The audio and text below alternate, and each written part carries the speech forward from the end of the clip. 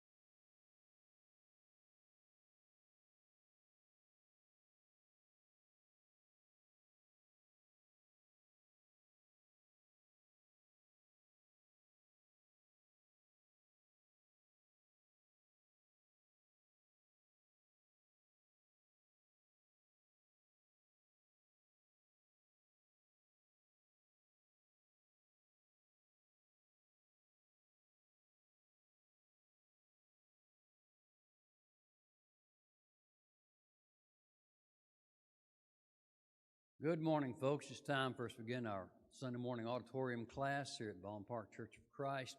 I think we've got a few here in the audience this morning. Some have played hooky, I think, or they're trapped in because of the weather or some other problem. But we're glad we're here as we continue to look at some of the prophets of the Old Testament today, specifically at some of the Messianic prophecies. We're in the Bible app.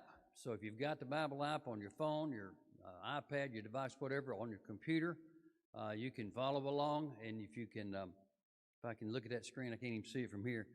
You can take notes. There's a place on there you can click and add, take notes. But look for Vaughn Park Church of Christ. Search for that on the app. Well, I guess to find that, you got to go down to the bottom of the screen on the phone down here, or on the side if you've got an iPad or something. And there's three little lines. Touch one of those, and it opens up to More. Then click on Events, and then search for the Vaughn Park Church of Christ Auditorium class, and it should pop up at some point, and you can follow along with us that way. And pretty much the slides that I've got on here and a few other notes, as well as some questions. It hit me a couple of weeks ago that for all this year we have not had study questions for classes, and everybody seemed to like those or use them, or I think some people just doodled on them or used them to make paper airplanes for the kids. But regardless, if you want to do some deeper study, we've gone back to doing that, and they're on the app. However, some folks apparently can't use that. We'll get to that in just a second. But as you go down through the lesson there are questions that have got in all capital letters, and this will be available on the Bible app through Wednesday, and then it will go off. And if you want to keep that, continue to study it, be sure to save it. And there's a spot up there at the top of the page.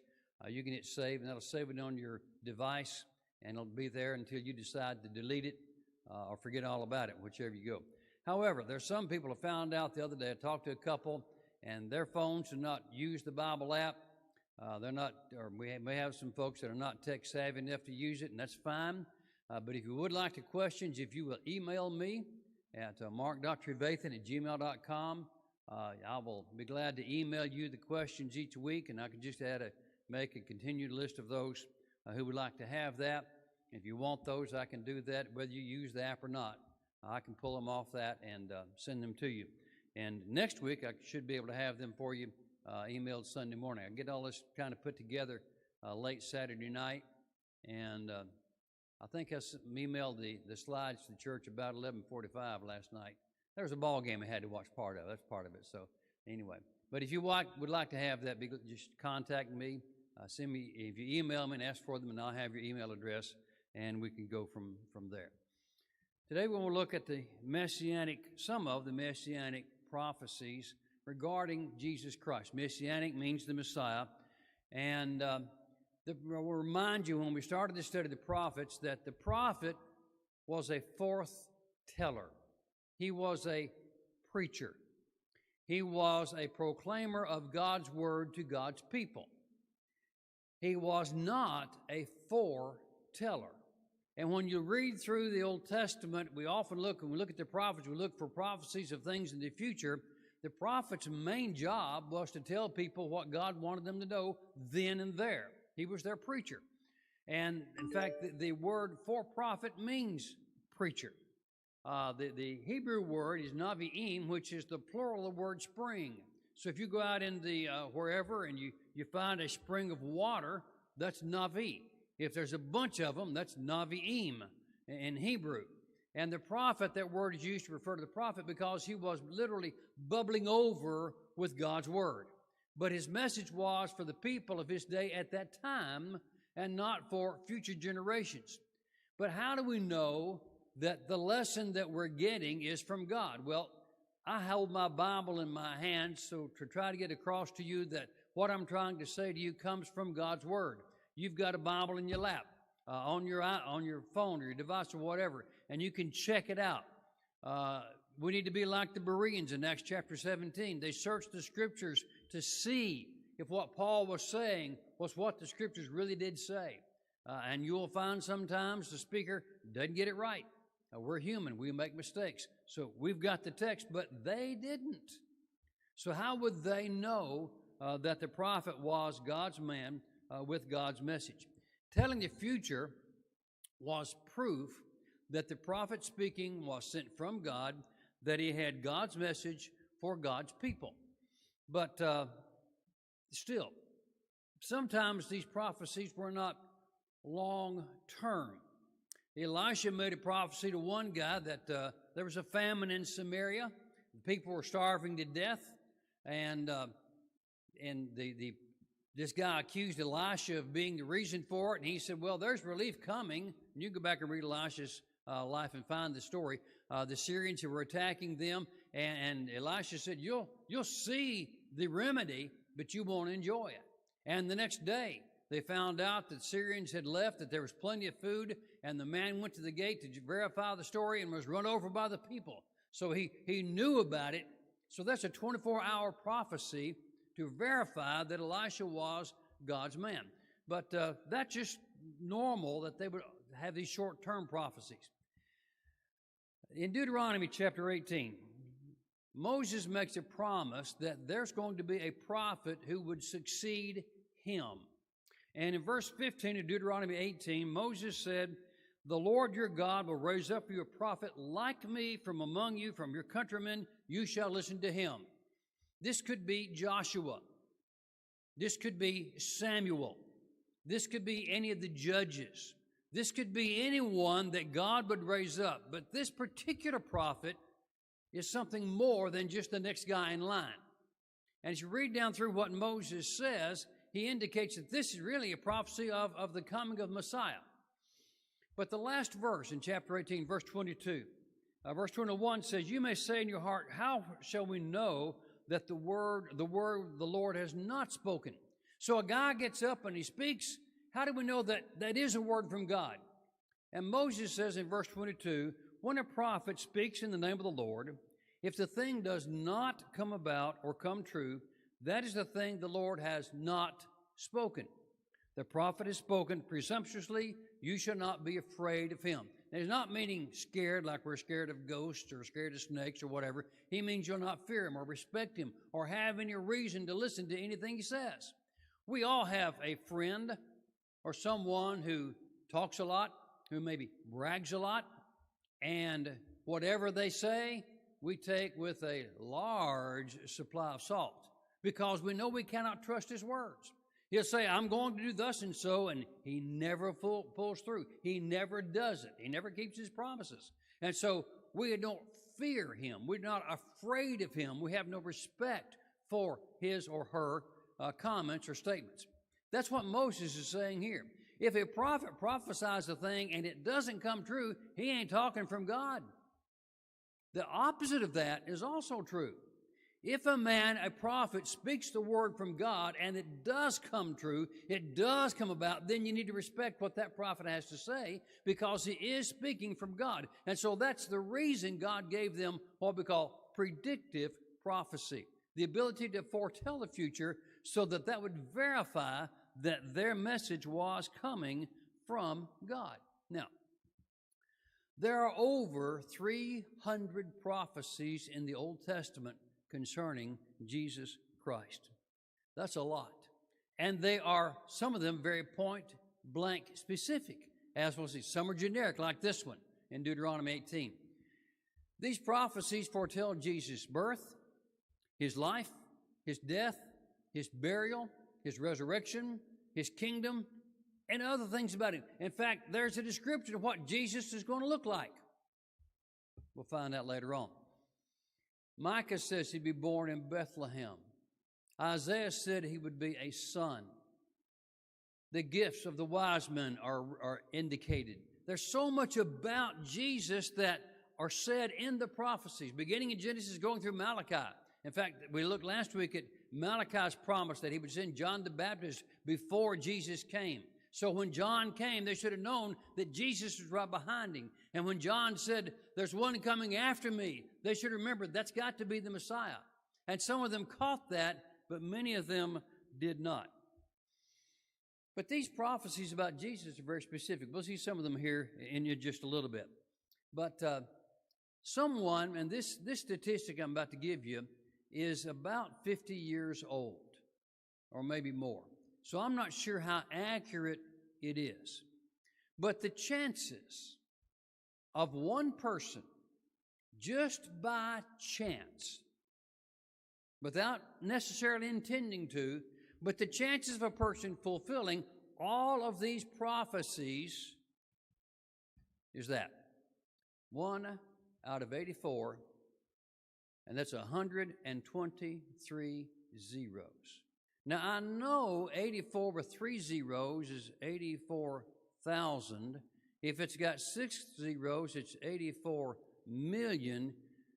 And I don't know what 123 zeros would be after the 84. Now, I did ask a mathematician who should have known, and his answer was, I have no idea what to call that number. It's more than 100 gazillion, I guess, but it's a bunch of them. Now, if we translate that, and some of you might remember enough mathematics in high school to go the exponents, it's 84 times 10 to the 123rd power. That's pretty slim chance. Now, that's based on population and expectations 50 years ago. With the population we've experienced since then, the last 50 years, no telling what that chance would be now.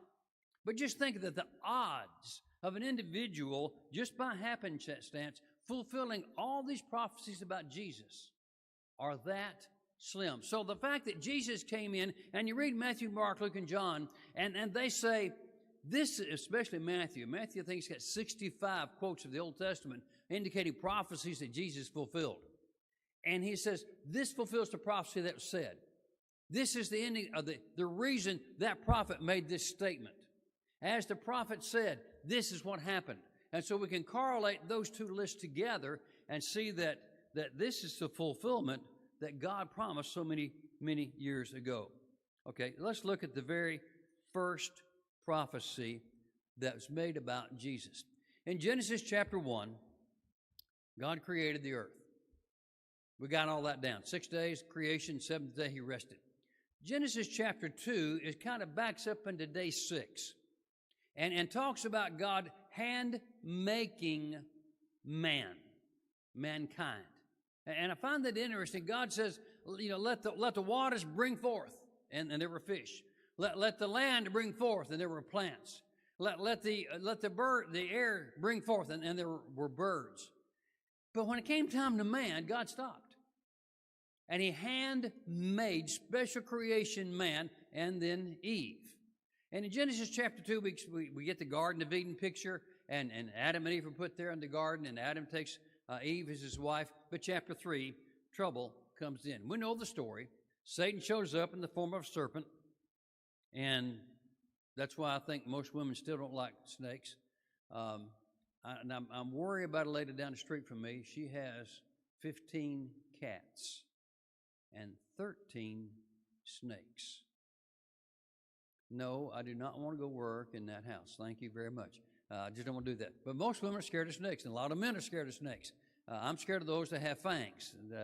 A good end for them is a nice shotgun or something. But anyway, the first prophecy here is when God comes walking in the garden to meet Adam and Eve.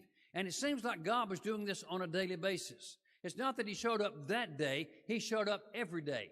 In the cool of the evening, God came to walk with Adam and Eve. It was a daily process, indicating that God wanted to be close to Adam and Eve. And God still wants to be close to you and me. He still wants to walk with us. He still wants to be our friend, our God, our Maker, our Creator, our Savior, our Redeemer. He still wants to be in that relationship with us. But Adam and Eve were hiding. They had sewed fig leaves together to make them garments. And so God came. He knew what had happened. It wasn't that he didn't know where Adam was. It's that Adam didn't know where he was. Adam, where are you? I'm hiding in the bushes. Why are you hiding in the bushes? I'm naked. Who told you were naked? I ate the fruit. But, Adam says, the woman you gave me, she gave it to me to eat. And when God looked at Eve, she said, it was a snake. It was Satan. So when God looks at Satan, he begins a condemnation on each of them. But in Genesis chapter 3 and verse 15, God says to Satan, part of his condemnation, I will put enmity between you and the woman, between your seed and her seed. Her seed, he shall bruise you on the head, and you shall bruise him on the hill. Now, it was, 150, 200 years ago that scientists and doctors finally figured out that the woman has part in conception. They thought that it was like planting a plant in the ground. You put a seed in the ground, and out it comes. And the man put a seed in the woman, and that's how. But no, they finally figured out that the woman has part in conception. But God said it 4,000 years before Jesus was born. He said, I will put enmity between Satan and her seed, singular. And he, singular, shall bruise you on the head. When Jesus was crucified, Satan and his angels were having a big dance party. They thought they had won the victory. They thought they had thwarted God's divine purpose by getting Jesus crucified. They missed the prophecies that there was going to be a resurrection. They didn't understand it when Job said, I know that my Redeemer lives, and he will stand at the last day on the earth. They didn't catch that. They didn't realize that he would be in the grave 3 days and come out victorious. And when Jesus came out of the grave, just back up just a minute. We think about the stone on the grave, on the tomb. And our Sunday school pictures have a large rock rolled up over the door. Incorrect. Artist's misconception. You have an opening like we have a regular door. Not quite as tall, perhaps. Maybe not quite as wide as we might want. I mean, we're not moving furniture in. We're just bringing a corpse in. And he's not in a box. He's wrapped in a shroud. Think of a overgrown sheet wrapped around a person. But the stone is more like a wheel, like a round wheel, maybe a couple of feet thick and some 7 or 8 feet in diameter. It's sitting in a trough, and you have to roll it uphill slightly and put another rock in front of it to keep it from rolling down while you go in and out of the tomb. Now, you understand why the women coming to the tomb said, who's going to roll the stone away? It's interesting to me, they got there, they went home Friday night, they prepared the spices to come back and anoint Jesus' body on Sunday morning, and they get in there Sunday morning, and nobody thought, you know what? That stone's a pretty good sized piece of rock. It's going to weigh some 2,000 pounds, and we got to roll it slightly uphill.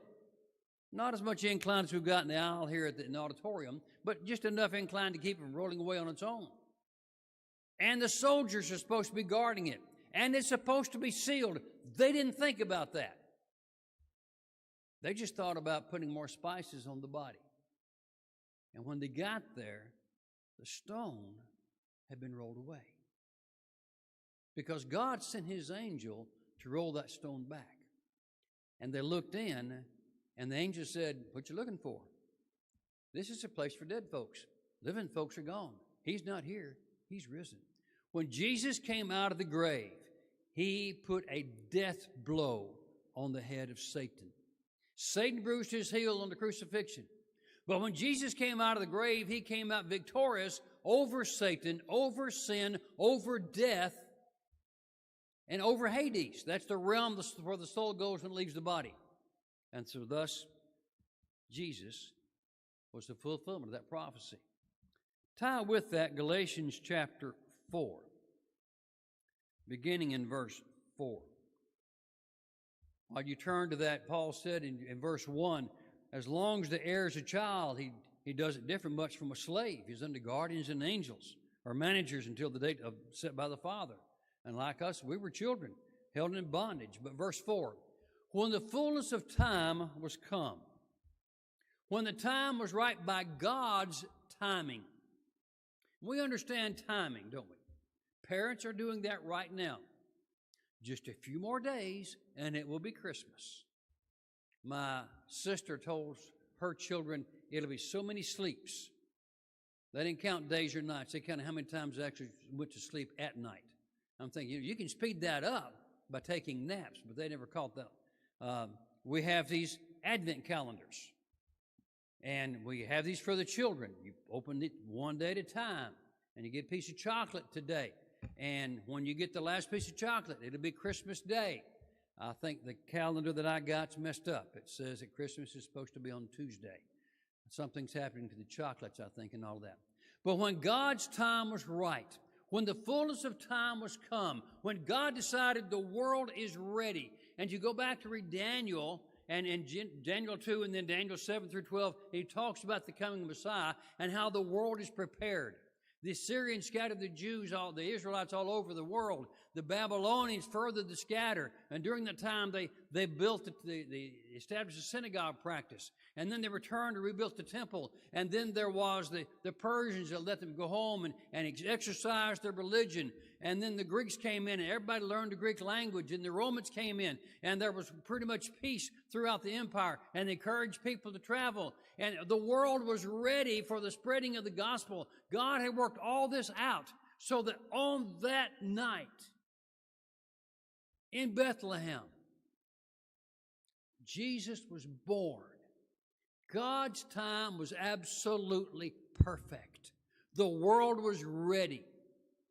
God sent forth his Son, born of a woman, born under the law, in order to redeem those under the law that we might receive the adoption as sons. When the time was right, God sent forth his Son. God sent forth his Son to be the seed of the woman. We'll talk next week more about the virgin birth and its necessity and its importance. But that's a fulfillment of Genesis 3 and verse 15. Next. Genesis chapter 12. In Genesis chapter 12, we know the story. God has picked Abraham to be his main man, I guess we could say. Called him to leave Canaan, or Ur of the Chaldees, and go to the land of Canaan. Go to the land I will show you. It's interesting. Abraham didn't know where he was going until he got there. Now, most women think that's the way men are. That's okay. You can think that. He had a destination. Sarah didn't know where they were going. She couldn't aggravate him about, why don't you ask for directions? Because they didn't know where they were going. But when they got there, God said, this is the land I will give you. But you're getting in Genesis chapter 12, the Lord said to Abram, go forth from your country, from your relatives, from your father's house to the land I will show you. I will make of you a great nation. I will bless you. I will make your name great, and you shall be a blessing. And verse 3, and I will bless those who bless you, and the one who curses you I will curse. And you, all the families of the earth, shall be blessed. What's missing in the English translation is the intent of the Hebrew. God says, I will bless the person who blesses you. And in the Hebrew, there are 7 different tenses of the verb. And the verb bless here is in one of those tenses that is reflexive. God says, I will bless the person that blesses you. And involved in that is, I will bless the blessing that I blessed him with. Then I'll bless the blessing of the blessing that I blessed him with. And it just keeps going on. The blessings are magnified. And then the curses is magnified too. I will curse the man. And then I'll curse the curse that I cursed him with. Then I'll curse the curse that I cursed him with. And on it goes. So you don't want to be on that curse part. But the last phrase here that God says is, in you, all the families of the earth will be blessed. And so Abraham's thinking, how? How am I going to be, how are my descendants going to be a blessing for all the families of the earth?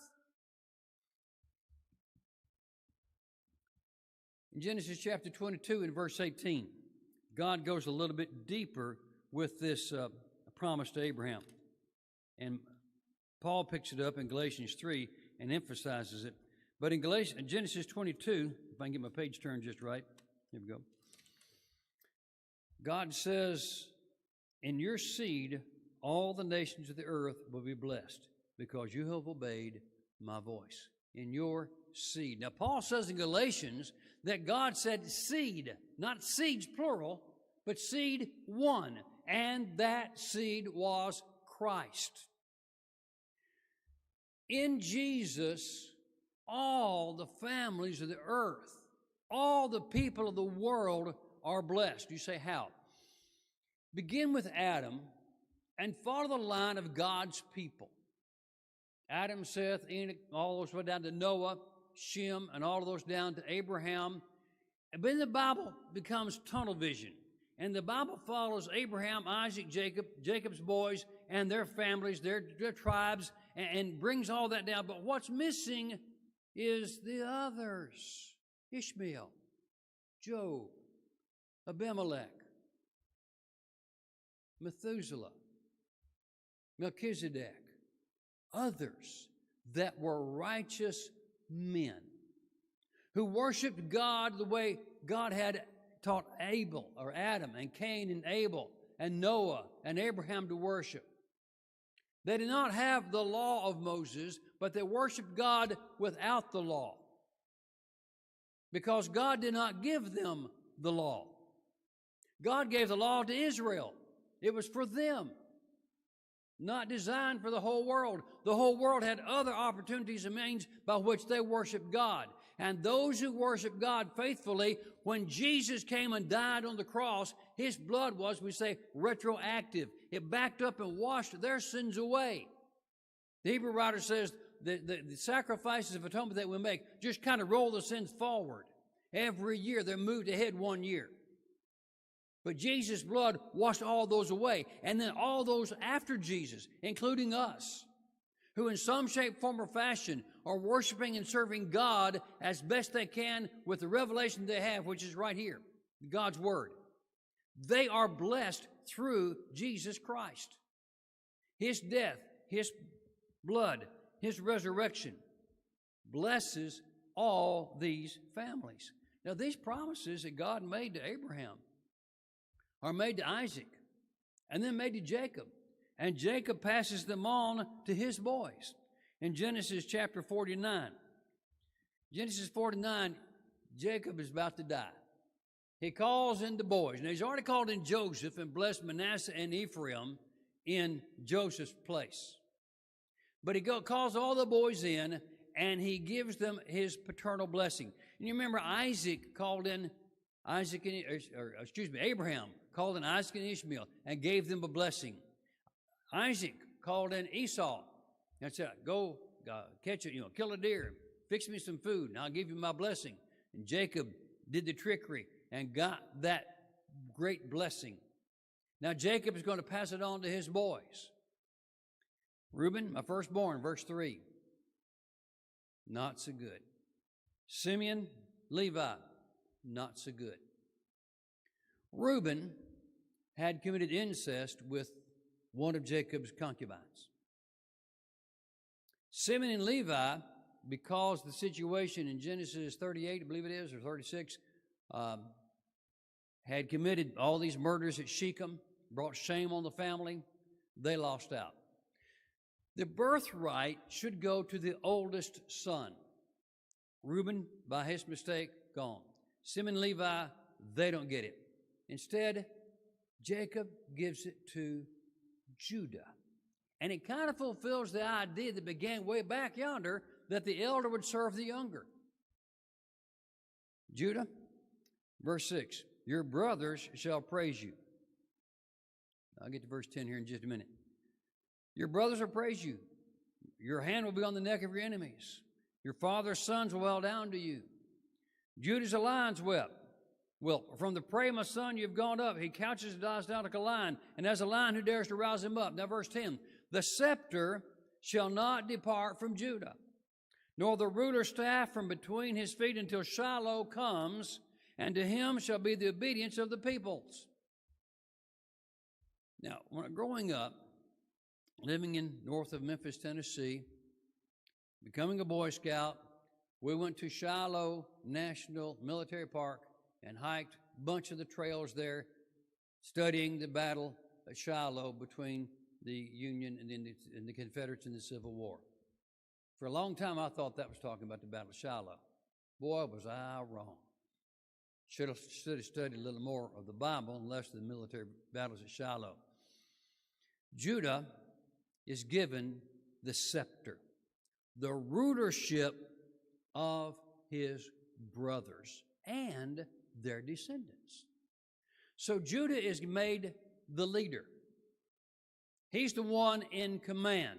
Now, you raise questions about this when you find out that Moses, who led them out of Egypt, was from the tribe of Levi. Aaron, the first high priest, was from the tribe of Levi. But you back up and you read what Jacob says about Simeon and Levi, they're kind of scattered out among their brothers. And Judah becomes the predominant tribe. And the first king, Saul, was from the tribe of Benjamin. But the second king, David, was of the tribe of Judah. 10th generation from Judah. And his son was king. And his son was king. And his son all the way down. And if you go back and you read Matthew chapter 1, the book of the generation, Jesus Christ, the Son of God. Abraham begot Isaac, Isaac begot Jacob, Jacob begat Judah, Judah begat Pharez and by Tamar, and so forth. All the way down to Joseph begat Jesus. And then if you go to Luke chapter 3, after Jesus' baptism, Jesus was supposed as the son of Joseph, who was the son of Heli, and you keep reading all those names we don't need to know how to pronounce, and you get in there, and all of a sudden you wind up at David. You see, David was the ancestor of Jesus. And the rulership of God's people would be from David to Solomon to Rehoboam to Abijam, all the way down until Jesus came, and he is that Shiloh. Jesus is that Shiloh. And the obedience of the people would be to him. So God started in Genesis 3 and said, here's my first promise. The seed of the woman, which is Jesus. And Abraham, in your name, and all the families of the earth be blessed in Jesus. And then Jacob says that Jesus would be the ruler of God's people. And to him we owe our obedience. Because he is that Shiloh. By the way, Shiloh involves peace with God. It's not the word for peace, but it involves peace with God. And it's Jacob pointing a finger down the annals of time to the day that Jesus will come out of the grave victorious over sin, Satan, death, Hades. He, being God, took the form of a man that he might redeem man and bring man with him back to God. And these are just some of the prophecies. There's no way we can deal with all of them about Jesus. But these are just some of them. There are in some study Bibles, I've looked at a couple of mine, and a couple of them have them, a couple of them don't. There are a list of the Messianic prophecies, or prophecies concerning Jesus. And one of them I've got shows the prophecy, what it really means, and the place where it is fulfilled. And so Genesis 3 ties with it, Galatians 4, and so forth. And you want to find one of those in your study Bible, that's fine. You won't find all 300 prophecies because nobody's going to go to work to list all those. We're going to look at some of them as we go on through. Next week, we're going to look specifically at the prophecies of Jesus' birth and talk about the virgin birth of Jesus Christ and how wonderfully important and powerful that concept is. And that'll be the Sunday right before Christmas as we celebrate the birth of Christ. Oh, by the way, just for fun, Jesus was probably born around mid-September. And there's a long line of proof for that, but that's another day, another time. Thank you. May God bless you. Hope you enjoy our study. Hope you'll continue to study using the notes on the Bible app. If you have any trouble getting that, you want to call me or get with me. I'll be glad to help you as best I can. I'm not the tech-savvy person, but maybe I can help you out. My son set this up for us. I can't tell you how to set it up. I can tell you how to use it, and that's all, because he taught me how. I can pass that on. So hopefully that'll help you out. God bless you. Have a great week. Thank you.